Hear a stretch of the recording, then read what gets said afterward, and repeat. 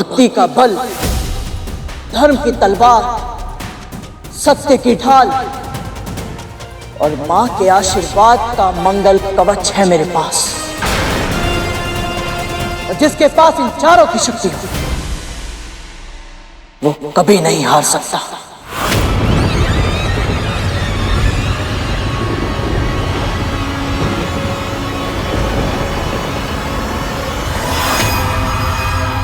ओम नमो नारायणाय नमः। ओम नमो नारायणाय नमः। वाक्य युद्ध करना आसान है बालक, परंतु असुरों के साथ शस्त्र युद्ध असंभव। तेरी माँ तेरी प्रतीक्षा कर रही होगी, अभी भी समय है। जा, उड़ जा और अपनी माँ की गोद में जाके दुबक जा। पहले ही एक पुत्र उसका साथ छोड़कर जा चुका है। यदि तेरी दुस्साहस के कारण मैंने तेरे प्राण ले लिए, तो तेरी माँ की गोद सूनी पड़ जाएगी बालक।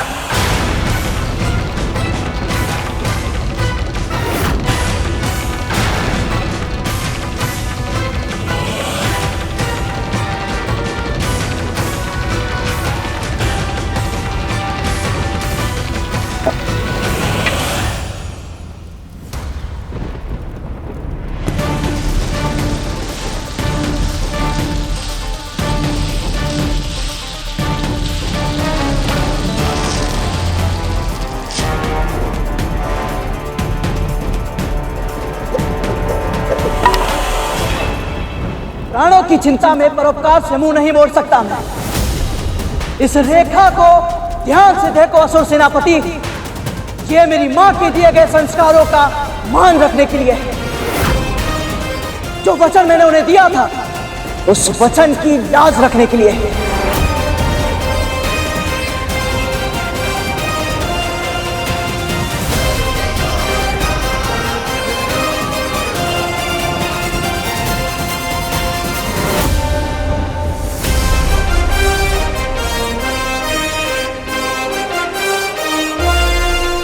यदि आपकी सेना का कोई एक भी योद्धा मुझे पराजित करके इस रेखा को पार कर लेगा, तो मैं स्वयं अपनी हार मानकर यहां से चला जाऊंगा।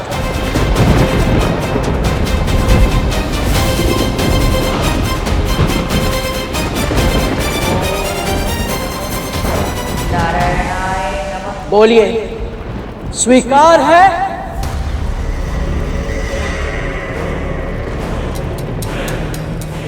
अति किसी भी वस्तु की बुरी होती है बालक, और तेरे इस अत्यधिक आत्मविश्वास ने मेरी समस्या को अपने आप ही दूर कर दिया। असुर सेना को ललकारा है तूने, और वो भी इस तुच्छ रेखा से।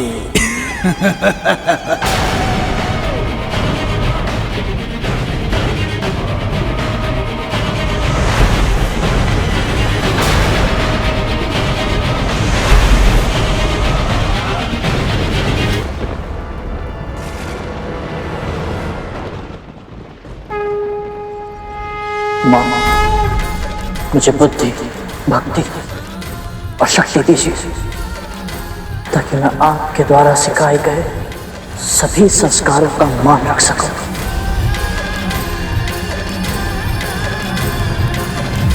माता विंता का पुत्र गरुड़ है ये।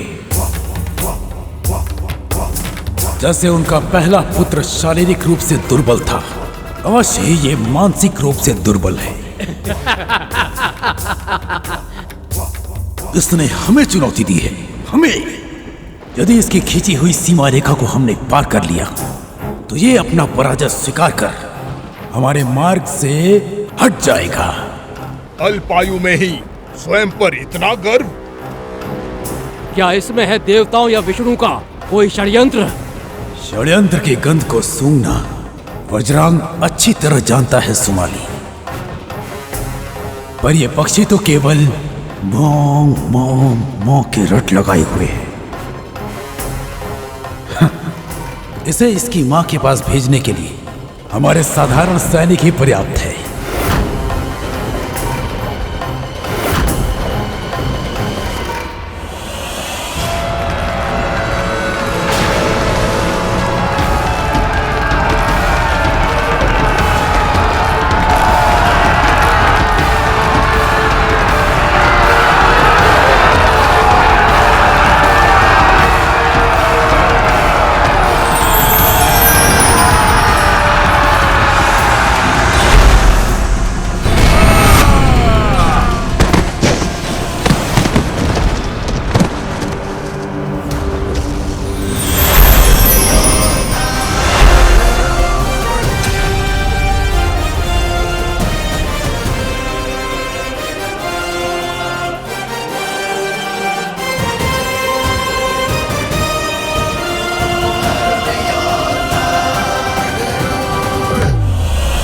छोटी सी चुनौती के लिए आप स्वयं जाएंगे सेनापति?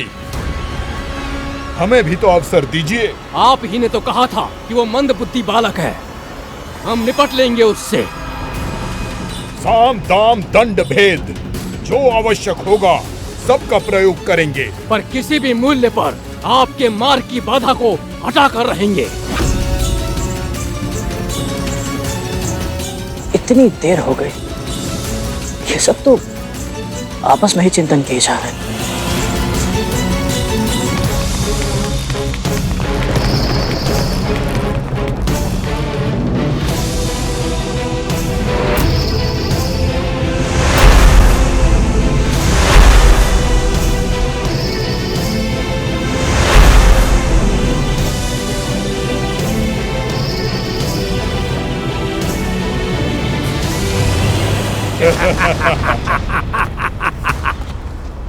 ऐसे आश्चर्यचकित होकर क्या देख रहे हो छोटे भाई?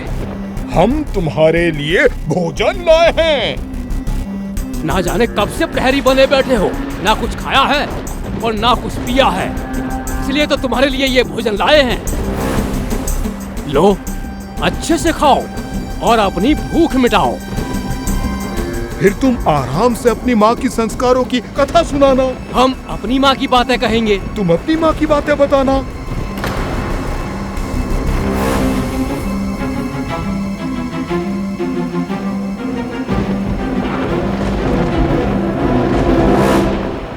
ये मुझे कम बुद्धि का बालक समझ रहे हैं, तो अब अपनी बाल हट इन्हें दिखानी ही होगी।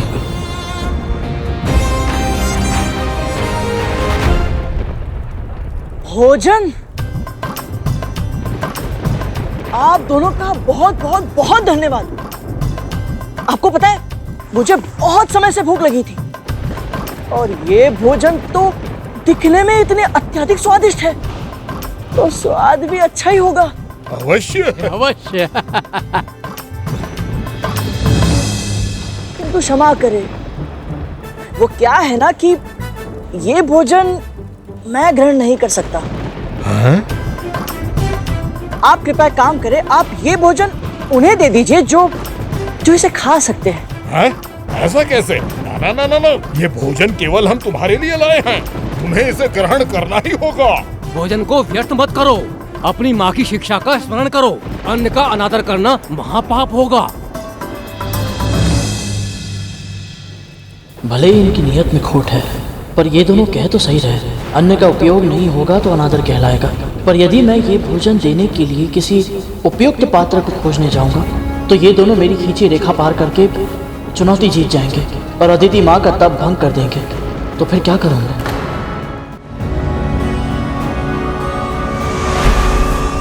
इस संसार में अनेक ब्रह्मांड हैं गरुड़, और प्रत्येक ब्रह्मांड में ब्रह्मा, विष्णु और महेश भिन्न भिन्न समय पर प्रकट होते हैं। इन त्रिदेवों से अधिक महत्वपूर्ण स्थान है आदि शक्ति, सर्वशक्ति माँ ललिता का। ये वो पराशक्ति हैं जिनसे परे कुछ भी नहीं, और गौ माता उन्हीं माँ ललिता का प्रतीक है जिनमें 33 कोटि देवी देवताओं का वास होता है। इसीलिए तो इन्हें भोजन कराना सबसे बड़ा पुण्य होता है पुत्र।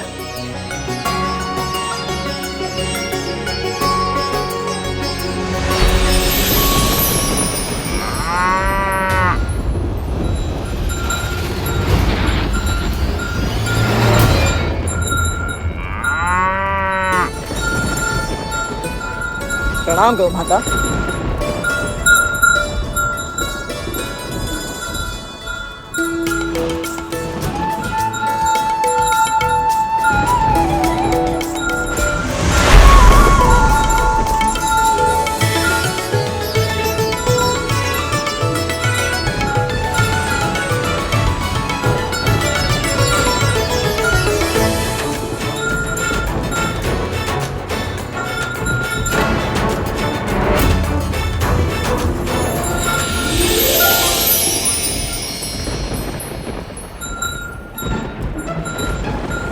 हे गौ माता, मेरे असुर भाइयों की ओर से ये स्वादिष्ट भोजन ग्रहण कीजिए। और इन्हें अपने हृदय से आशीर्वाद दीजिए। दीजिए माँ। उपहार में दिया तुझे जो, तूने उसका दान किया। हमारे दिए भोजन का इतना भीषण अपमान किया। अरे अरे बड़े भैया, आप दोनों तो व्यर्थ ही क्रोधित हो रहे हैं। मैंने तो आपका दिया हुआ भोजन उन तक पहुंचाया जो इसे खाते हैं। वैसा भोजन मैं नहीं खाता ना। तो क्या खाता है तू?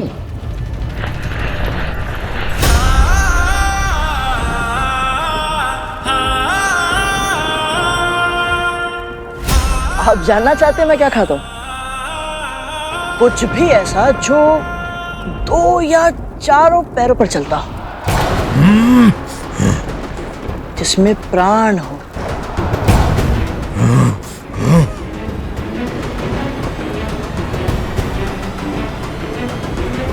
वैसे आप दोनों मेरे खाने के लिए उपयुक्त हैं। हाँ, तो बोलिए, दोनों में से पहले किसे खाओ? जीवा संभाल बालक, जानता नहीं किससे बात कर रहा है तू। अबोध है तू, स्वयं ही अपनी मृत्यु को आमंत्रित कर रहा है।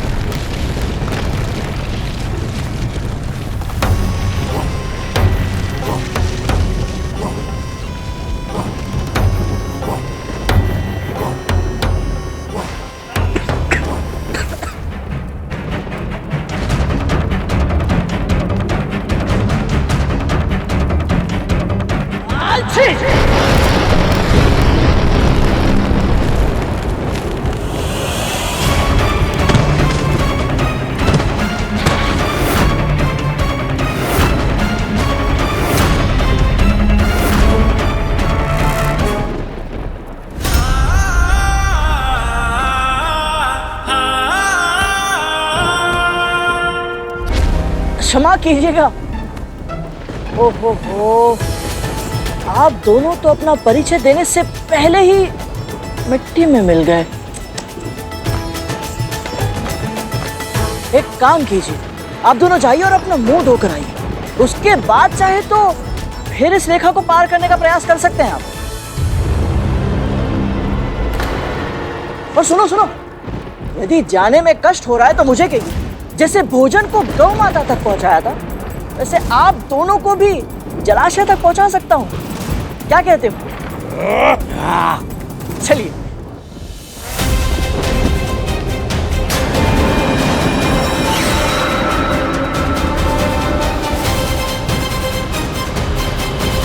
ये माली सुमाली भांति भांति के यत्न प्रयत्न कर उस पक्षी को उड़ाने गए थे। कहीं उसके बातों में फंसकर अपना उद्देश्य तो नहीं भूल गए। तू हमारी खिल्ली उड़ा रहा है। जानता है, ये समस्त सृष्टि हमारे नाम से थर थर कांपती है। सचमुच? हाँ। हाँ, मैंने अभी अभी पूरे ब्रह्मांड की 7 लोकों की यात्रा की और आपके नाम से कांपने वाला तो छोड़ो, कोई जानने वाला तक नहीं है। और सच कहूं तो आप दोनों इस समय मुझे बहुत ही अधिक भयभीत लग रहे हैं। भयभीत? हम दोनों? तुझसे? मैं तो एक माध्यम हूं बड़े भैया। आप सब एक माँ की भक्ति की शक्ति से भयभीत हो रहे हैं, इसीलिए तो इतनी बड़ी सेना लेकर इनकी तपस्या भंग करने के लिए आए हैं।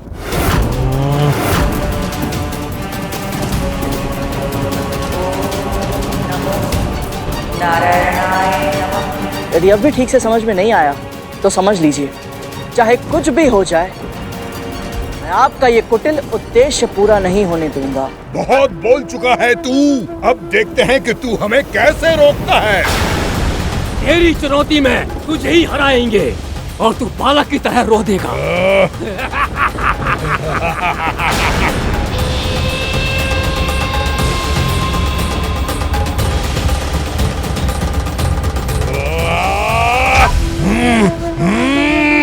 जाओ सुमाली, शीघ्र रेखा पार करो।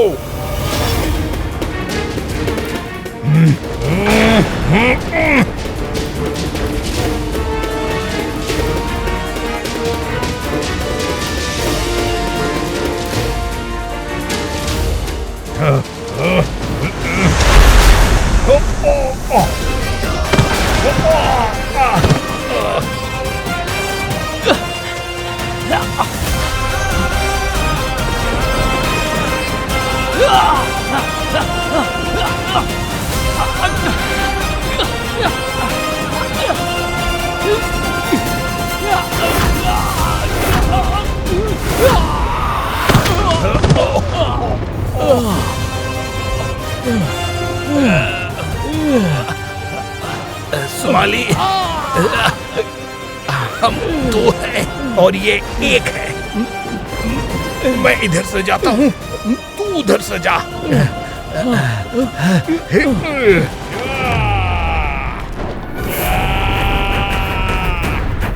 पहले किसे रोको?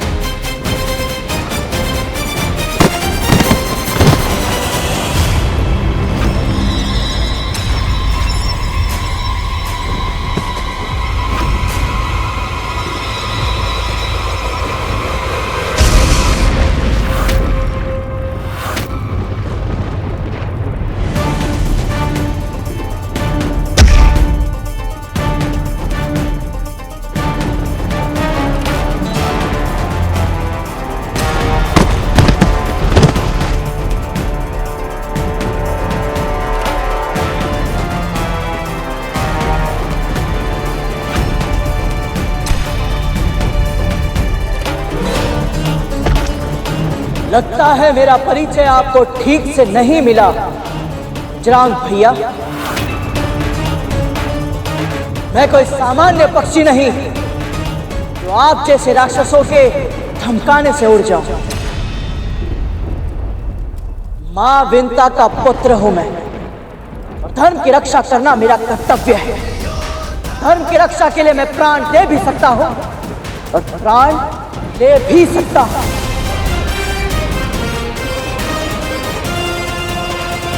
किंतु अपने कर्तव्य से पीछे नहीं हट सकता। आपको जो करना है कीजिए, जितने योद्धा भेजना है भेजिए। तो जब तक मेरे तन में रक्त की एक भी बूंद है, इस रेखा को कोई पार नहीं कर सकता।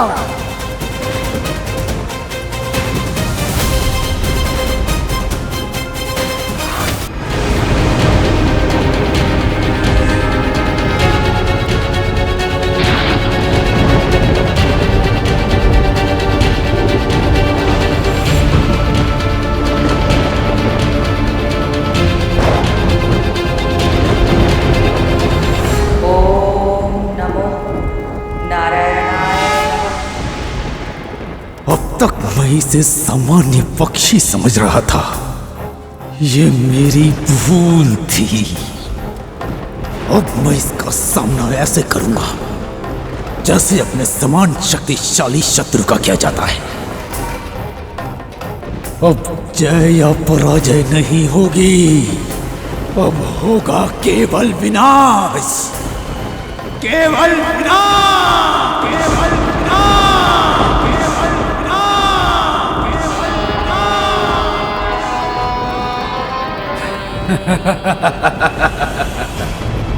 आज तक मैंने किसी पक्षी को अपना आहार नहीं बनाया।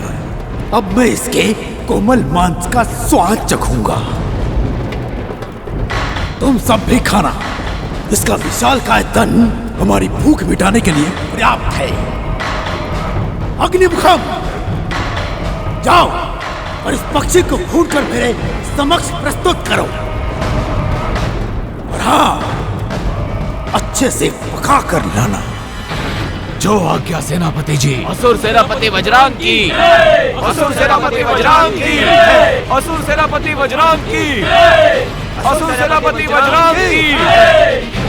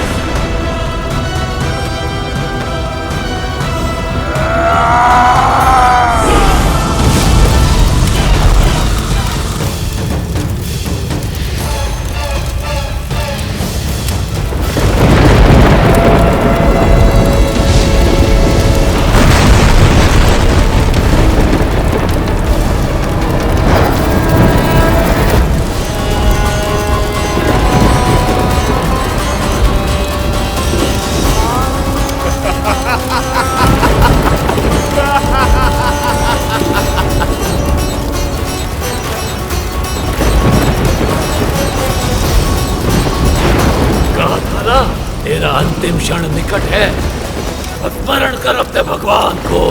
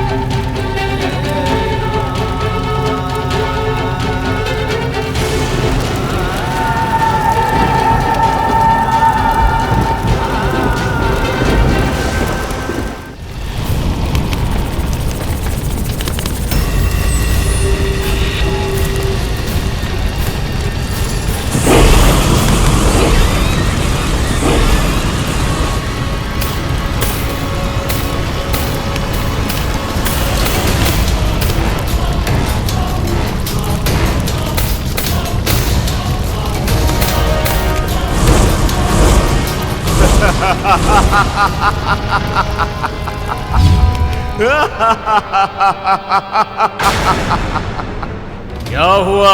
पंख जल गया पक्षी? त्वचा को कष्ट पहुंचा? इस कष्ट को अनुभव और सोच कि जिसकी एक सांस तेरी ये स्थिति कर सकती है, उसे क्रोध आ गया तो तेरा क्या होगा? अभी भी समय है पक्षी, उड़ जा यहां से और अपनी जान बचा ले।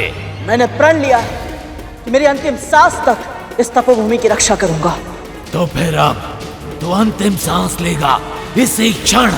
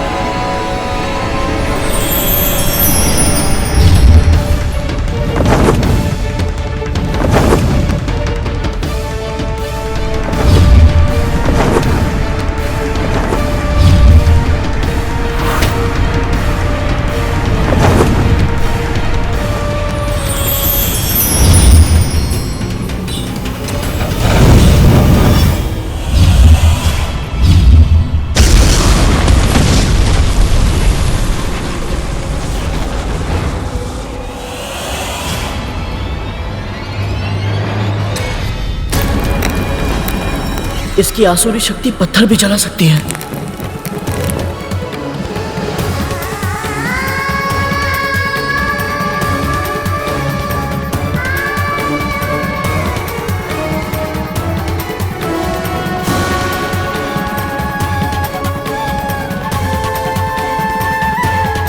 इस राक्षस की अग्नि से तापमान बढ़ रहा है, कहीं अदिति माँ की तपस्या भंग ना हो जाए।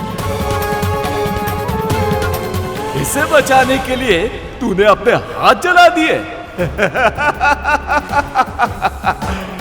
अब फंस गया तू। अग्निमुख निष्ठुर है, अग्नि प्रखर है और चुनाव कठिन है। अब तो इस देव माता के प्राण बचा स्वयं के।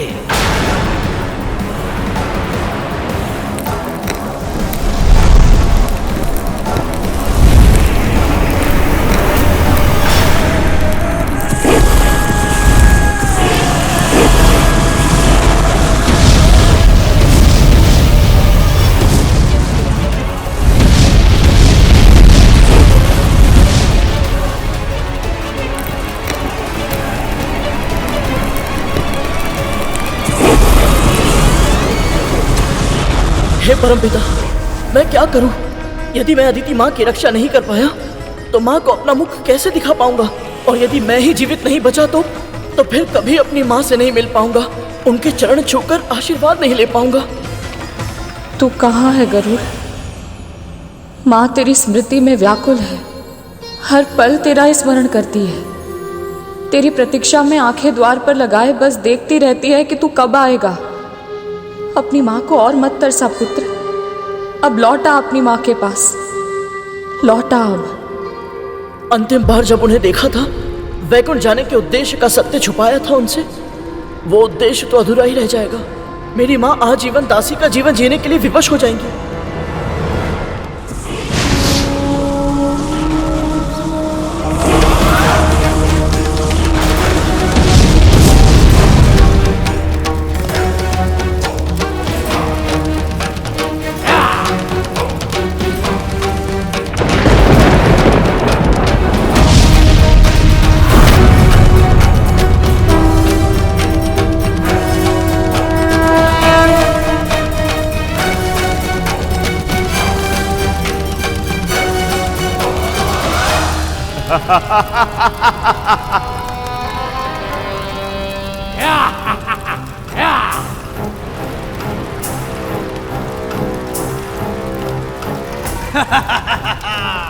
उत्तम, अति उत्तम अग्निमुखम, तुमने अपने शत्रु का सर्वनाश कर दिया, अपनी उपयोगिता सिद्ध कर दी तुमने।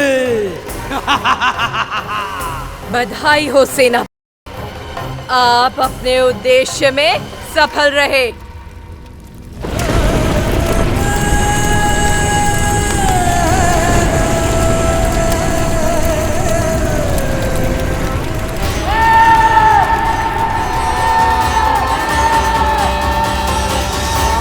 हे नारायण, मेरे गरुड़ की रक्षा करना।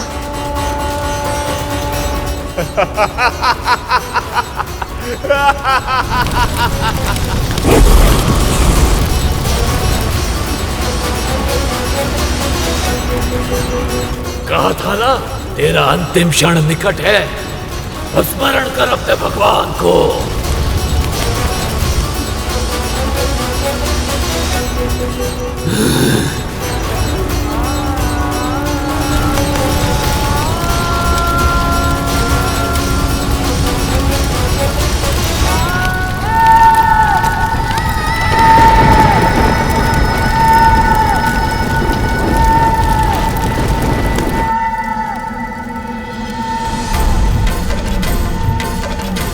गरुड़,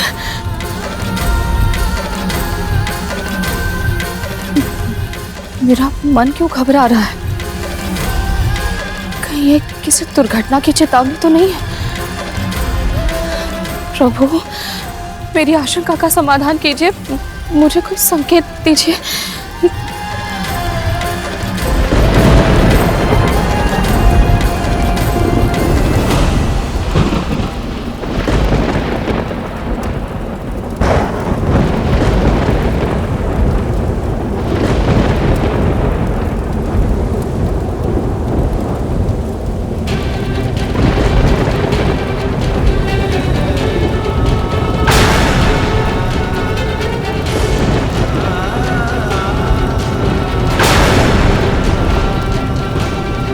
हे प्रभु, ये क्या संकेत है?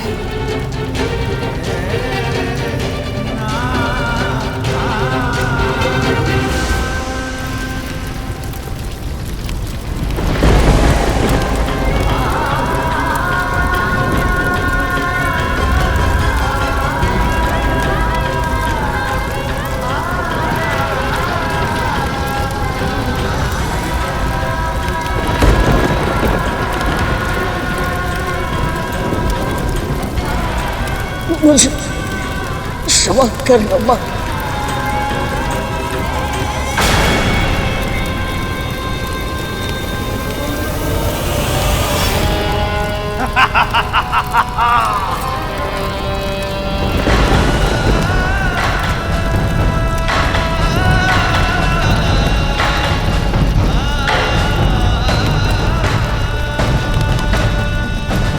आसुरी शक्ति की जय हो। आसुरी शक्ति की जय हो। आसुरी शक्ति की जय हो।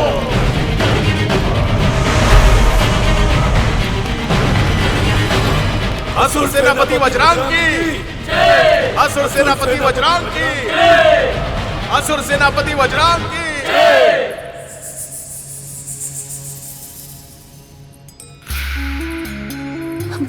महारानी, अच्छा किया तू आ गई। ये दोनों तो किसी काम की नहीं है। चल मेरे केश संवारने में मेरी सहायता कर।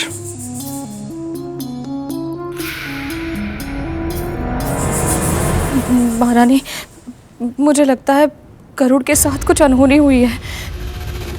क्या हो गया? उसके प्राण पखेरु उड़ गए क्या? दीदी,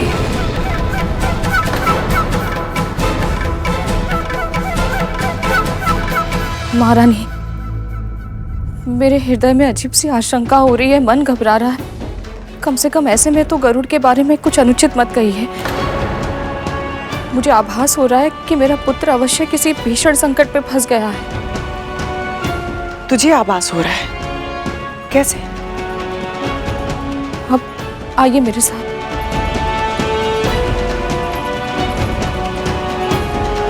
मैंने भूमि पर अपनी उंगली से उसका चित्र बनाया था।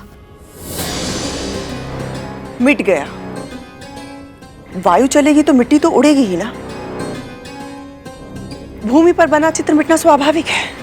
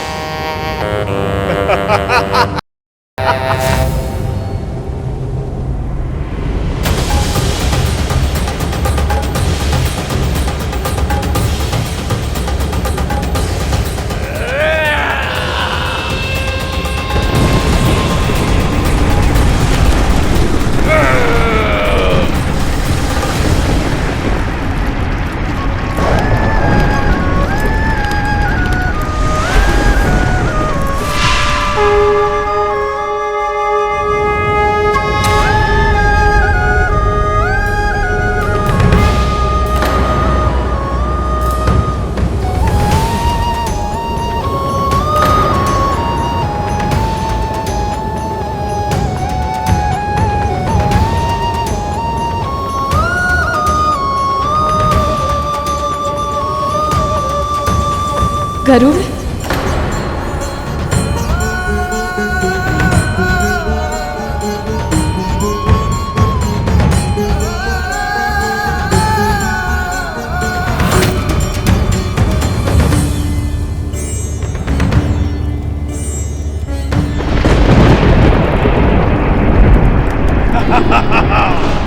असुरी शक्ति की जय हो।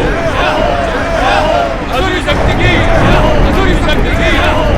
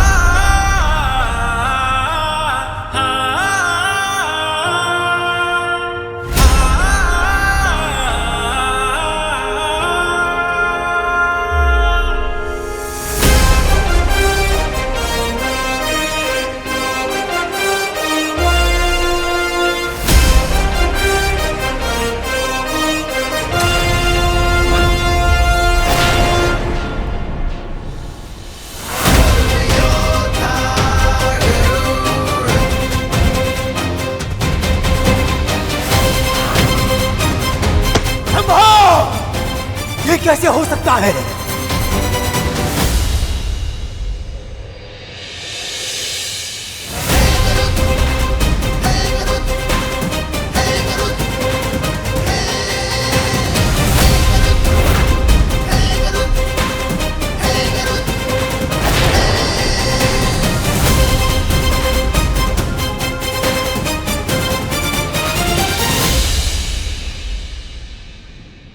कहा था ना मैंने, मां विंता का पुत्र हूं मैं।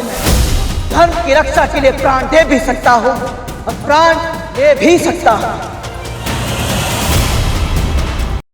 मैं अपना वचन पूरा नहीं कर देता, अपनी मां को दास्ता से मुक्त नहीं करा देता, तब तक मृत्युराज यम भी मेरे प्राण हरण नहीं करेंगे।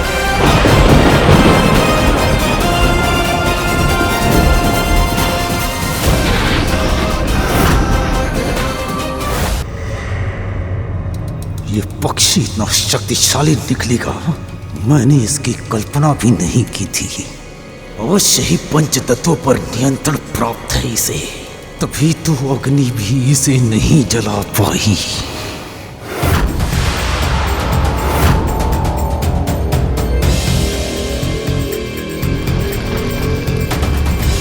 लगता है समय व्यर्थ करना मूर्खता है। अब कुछ और करना होगा।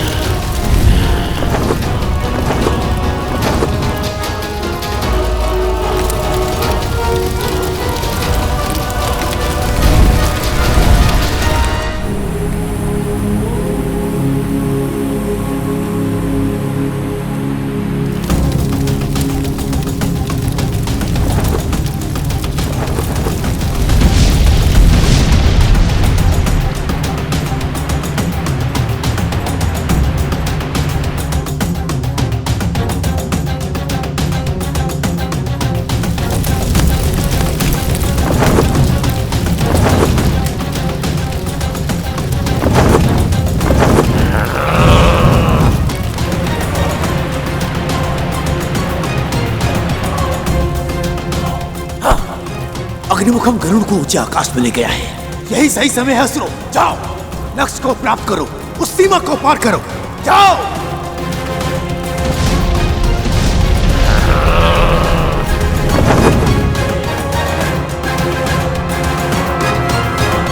और अग्निमुखम की अग्नि भूमि पर फैलने लगी है सेनापति। वृक्ष जल रहे हैं। तो तुम भी चल जाओ, अपने तन को समाधि बना लो। असुर शक्ति के इस यज्ञ में यदि स्वयं की आहुति बनानी पड़े तो अवश्य दो, परंतु स्मरण रहे असुरो, भस्म होने से पहले तुम्हें उस सीमा रेखा को पार करके अपने लक्ष्य को प्राप्त करना है। अब जाओ, जाओ।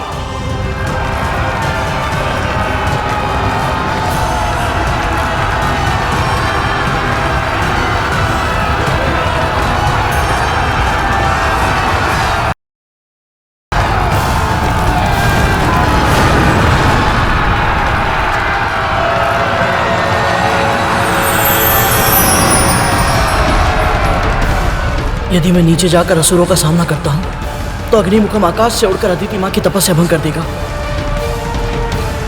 और यदि मैं अग्निमुखम को रोकने का प्रयत्न करता हूं तो ये सैनिक रेखा पार करके अदिति मां तक पहुंच जाएंगे। तो मैं क्या करूं?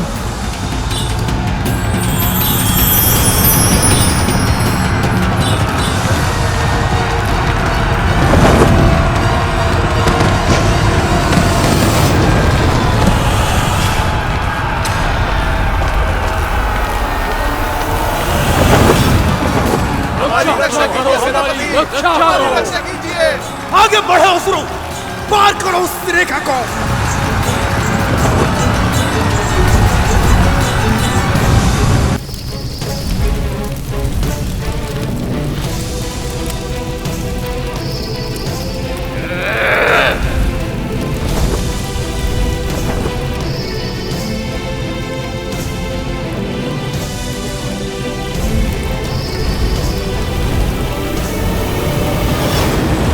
हार मान लो अग्निमुख, तुम मुझे पराजित नहीं कर सकते।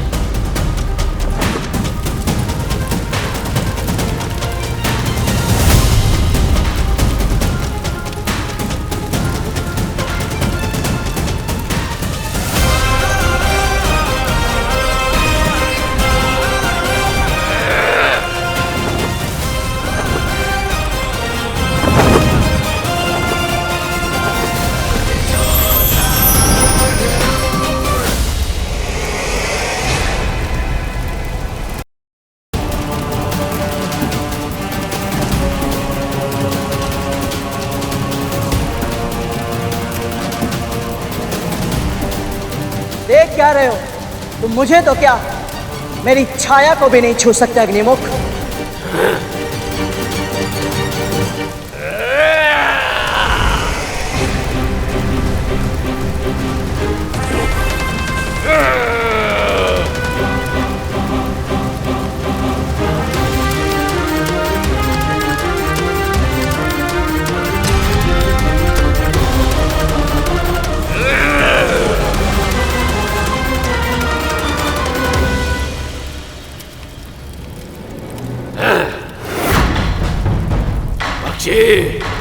मैं वो अग्नि हूं जिसे जल भी बुझा नहीं सकता।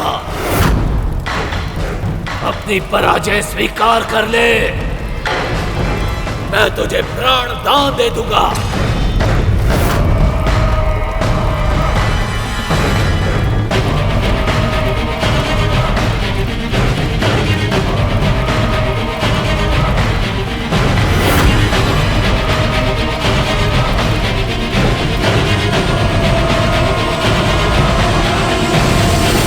पराजय स्वीकार करने का तो प्रश्न ही नहीं उठता।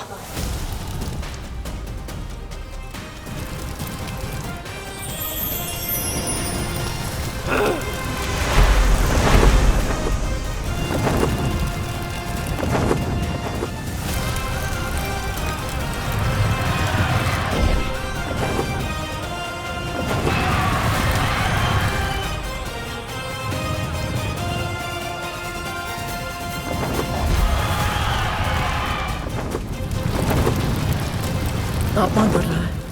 यदि शीघ्र ही कुछ नहीं किया तो असुरों के अदिति मां तक पहुंचे बिना ही उनका तप भंग हो जाएगा।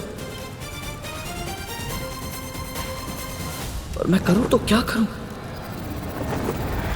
जल डालकर अग्नि बुझाने से लकड़ियां गीली हो जाती हैं, फिर शीघ्र ही उपयोग में नहीं आती।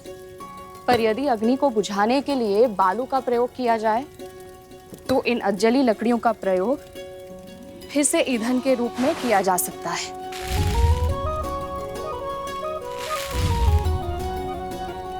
प्राकृतिक संसाधनों को व्यर्थ करना अनुचित है गरुड़। हमें सदैव उनका अधिक से अधिक उपयोग करना चाहिए।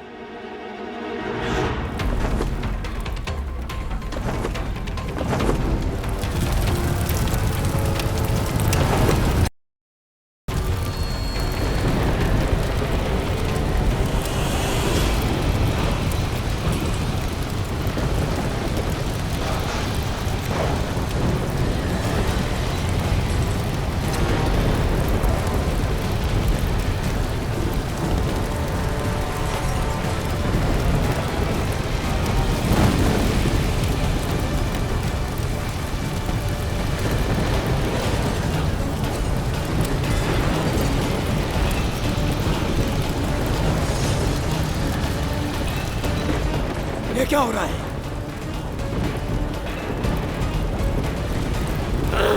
ये कैसे हो रहा है?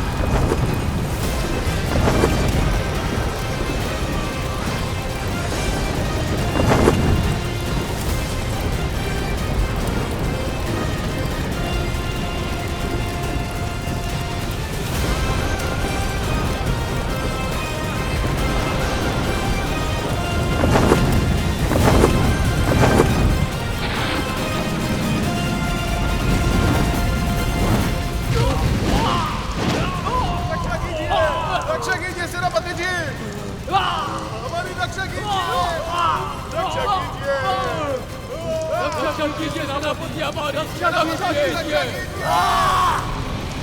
असंभव!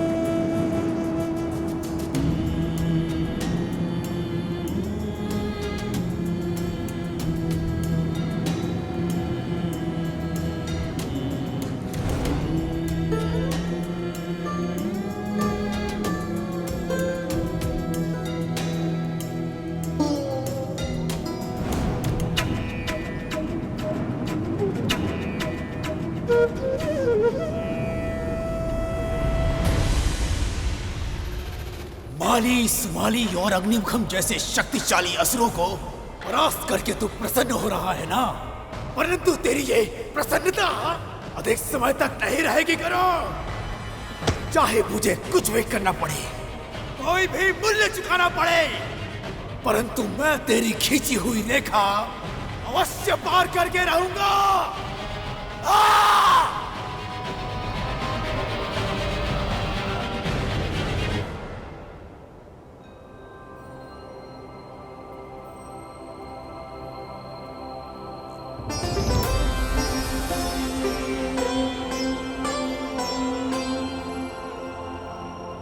तीव्र भूख लग रही है, पर अदिति माँ तपस्या में मग्न है, और जब तक ये असुर अपना आक्रमण समाप्त करके वापस नहीं लौट जाते, मैं यहाँ से हिल भी नहीं सकता। न जाने कब किस नए मायावी राक्षस को भेज दे बजरंग भैया।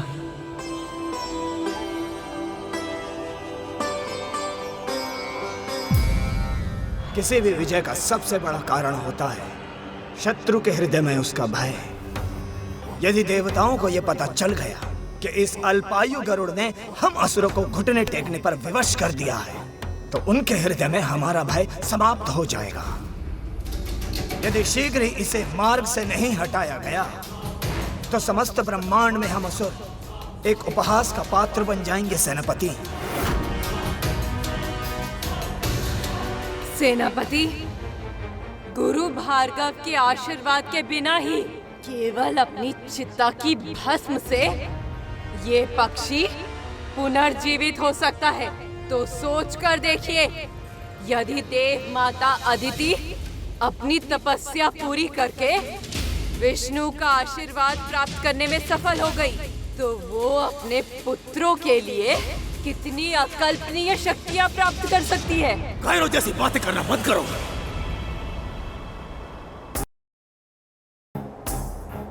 धक्का अवश्य लगा है हमारे प्रयासों को, परंतु हम अभी तक पराजित नहीं हुए। गरुड़ यदि अग्नि से जलकर नहीं मरा, इसका यह अर्थ नहीं है कि हम उसे मार नहीं सकते। स्मरण रहे, संजीवनी विद्या हम असुरों की शक्ति है, किसी पक्षी की नहीं। गजासुर, जाओ अपने पैरों से उस गरुड़ को कुचल कर वापस आना। जो आज्ञा सेनापति। लिंगमुखम, तुम भी साथ जाओ और अपने नुकीले दांतों से उस पक्षी के मांस को फाड़ डालना और इतना तीव्र प्रहार करना कि उसकी अस्थियां अनेकों भागों में टूट जाएं। आज भूमि रक्त से लाल होनी चाहिए। जो आज्ञा सेनापति। मिलकर कार्य करोगे तो विजय अवश्य मिलेगी। और स्मरण रहे, या तो उसके प्राण हर लेना या अपने प्राण गंवा देना। यदि बिना विजय के तुम वापस आए, तो मैं तुम्हारे जीवन को मृत्यु से भयानक बना दूंगा। जाओ।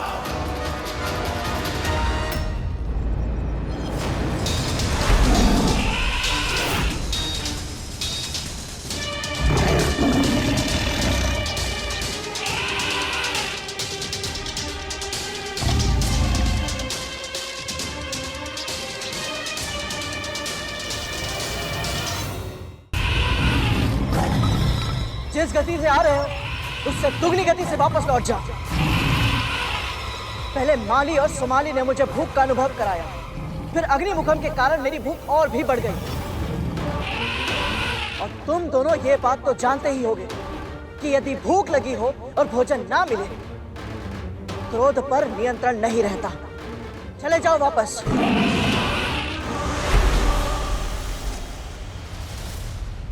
हमें बचा लो गरुड़, हमारे प्राणों की रक्षा करो। हमें अभय दान दो, रक्षा करो हमारी। प्राण रक्षा, अभय दान, वो भी उस शत्रु से जिसे तुम्हें मारने के लिए भेजा गया है। हम तुम्हारे शत्रु नहीं हैं। हमारी इच्छा के विरुद्ध जाकर हमें मृत्यु की धमकी देकर हमें असुर सेना में सम्मिलित होने के लिए विवश किया गया था। और अब असुरों की अकारण और अंतहीन हिंसा से तंग आ गए हैं हम। मैं स्वभाव से शाकाहारी हूँ। वज्रांग के आदेश से निर्दोष प्राणियों की हत्या करने के लिए विवश हूँ मैं। रक्तपात देखकर मेरा मन घबराता है गरुड़। असुरों का सैनिक बनने से पहले मैं वन का राजा था, और अब वज्रांग के आदेशों का दास हूँ। मेरी छटपटाहट की कल्पना करो गरुड़। दासत्व की पीड़ा दिन रात मुझे कचोटती है गरुड़। अब और सहन नहीं होता। मैं आखेट करना चाहता हूँ, परंतु केवल अपनी भूख की आवश्यकता मिटाने के लिए, किसी और के सत्ता पाने के लालच के लिए नहीं गरुड़। आखेट आवश्यकता के लिए होना चाहिए, लोभ के लिए, खेल के लिए या शक्ति के भोंडे प्रदर्शन के लिए नहीं।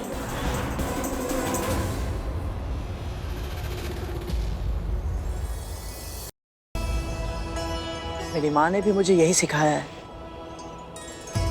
और आप दोनों ऐसा सोचते हैं ये जानकर मुझे बहुत अच्छा लगा। पर वज्रांग भैया की सेना में आप दोनों को रहना नहीं है, तो फिर ये बात आप उन्हें क्यों नहीं बता देते? क्योंकि वो कभी नहीं समझेंगे। हमारे प्राण ले लेंगे वो, या फिर ऐसा जीवन जीने पर विवश कर देंगे जो कि मृत्यु से भी भयानक होगा। हमें उनके अधीन हुए बहुत वर्ष हो गए, लेकिन आज तक ऐसा कोई योद्धा नहीं मिला जो उनको चुनौती दे सके। केवल आप ही हैं जो संजीवनी विद्या के बिना भी मृत्यु के द्वार से सकुशल वापस आए हैं। यदि समस्त संसार में कोई हमें वज्रांग के क्रोध और दंड से बचा सकता है, तो वो केवल तुम हो भाई गरुड़, केवल तुम।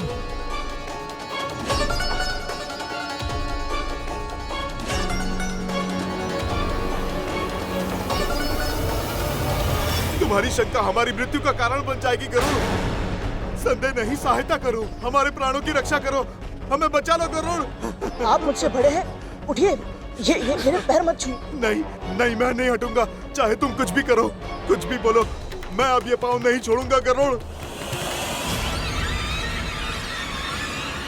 तुम में से कोई एक उसका ध्यान भंग करेगा और दूसरा उसी क्षण उस सीमा रेखा को पार कर अपना लक्ष्य प्राप्त करेगा।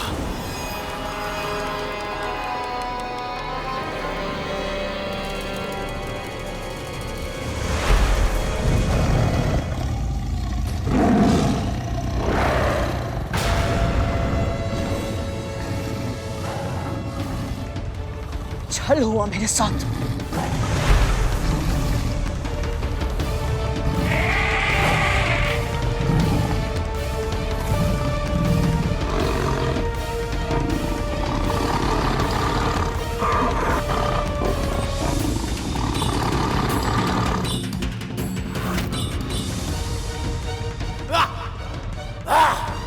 उत्तम, अति उत्तम गजासुर, जकड़ कर रखो उसे।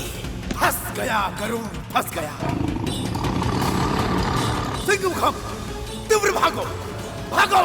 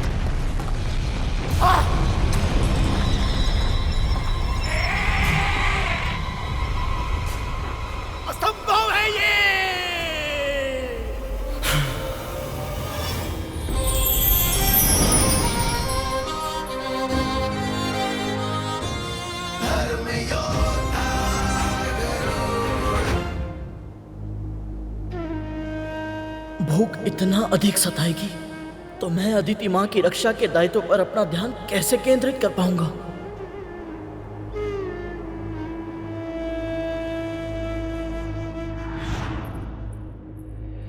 ले गरुड़, भूख लगी होगी ना? भर पेट भोजन करना। बढ़ते तन को पोषण की आवश्यकता होती है।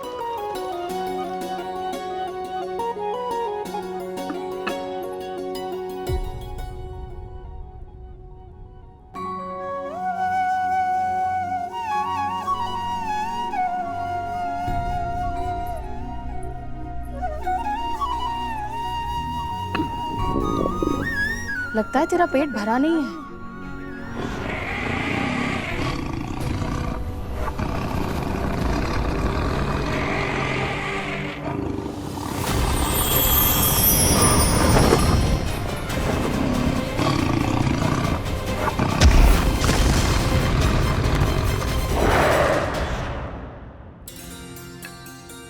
ले,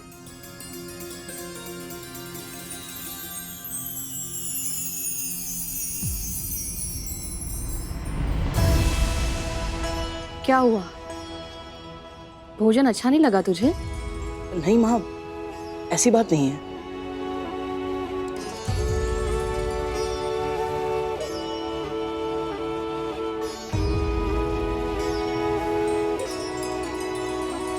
स्वाद तो अच्छा है और कद्रू दीदी को भी मेरे हाथ का भोजन स्वादिष्ट लगता है, तो तुझे क्यों नहीं अच्छा लग रहा? पता नहीं माँ, इस भोजन से मेरी भूख मिटती ही नहीं है। मैं जानता हूँ आप बहुत श्रम से, बहुत मन से मेरे लिए भोजन बनाती है, पर न जाने क्यों मुझे स्वाद ही नहीं आता माँ। और ये भोजन खाने का मेरा मन नहीं करता। मुंह खोल अपना, दिखा मुझे।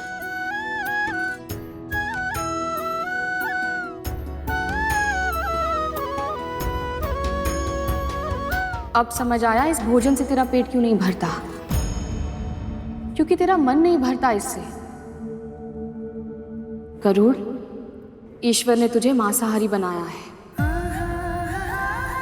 तुझे अपने भोजन के लिए आखेट करके अन्य जीवित प्राणियों को खाना होगा। तो माँ, मुझे किन प्राणियों को खाना चाहिए? आयु में स्वयं से छोटे प्राणियों को कभी मत खाना गरुड़, और उस युगल को जो आपस में मैथुन समागम कर रहा हो।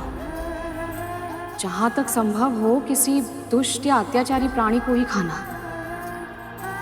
ताकि तेरा पेट भी भर जाए और जगत का कल्याण भी हो जाए।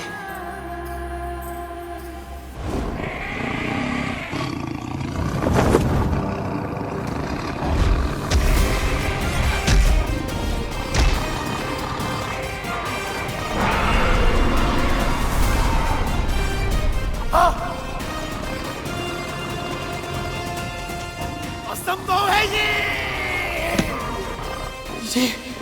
गजासुर को निकल गया।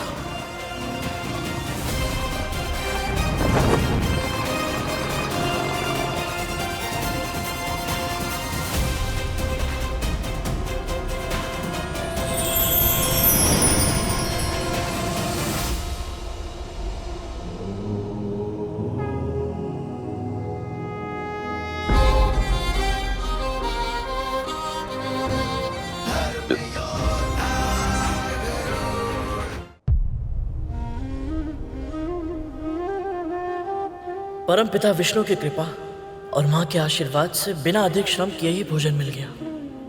पर इसका अर्थ ये नहीं कि तू सो जाए गरुड़। तुझे पहरा देना है। प्रहरी का धर्म ज्ञात है ना? एक पल के लिए भी पलके झपकाने का अधिकार नहीं है तुझे।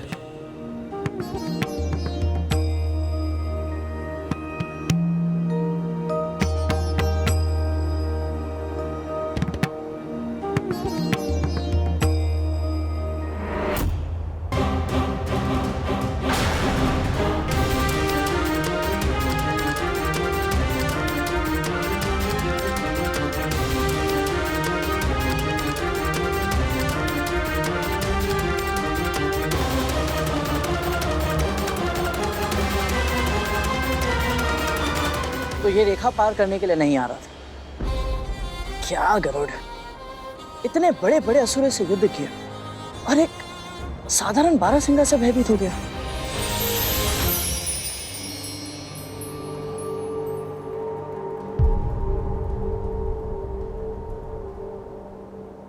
प्रणाम बाबा। दीर्घायु भव पुत्र। यहाँ किसी बारहसिंगा को देखा है तुमने? हाँ, वो उस दिशा में गया है। लगता है बारहसिंगा मुझे दौड़ा दौड़ा कर मार देगा। क्या हुआ बाबा? इसके सिंग में मेरी अरणी अटक गई है और वो उसे लेकर के इधर उधर भागा फिर रहा है। ना वो उसे स्वयं निकाल पा रहा है और ना मुझे निकालने दे रहा है। अब तुम ही बताओ पुत्र, मैं अरणी के बिना यज्ञ कैसे करूंगा? और जब यज्ञ नहीं करूंगा तो अन्न जल कैसे ग्रहण करूंगा? लगता है आज मेरे प्राण ही निकल जाएंगे। नहीं नहीं बाबा, ऐसा मत कहिए। कोई ना कोई उपाय तो अवश्य होगा। हाँ हाँ, है एक उपाय। यदि तुम मेरी सहायता करना चाहो तो। तुम एक पक्षी हो और तुम उड़ के उसे ढूंढ सकते हो और तुम मेरी अरणी वापस ला सकते हो। बोलो पुत्र, तुम इस असहाय वृद्ध ब्राह्मण की सहायता करने का उपकार करोगे ना?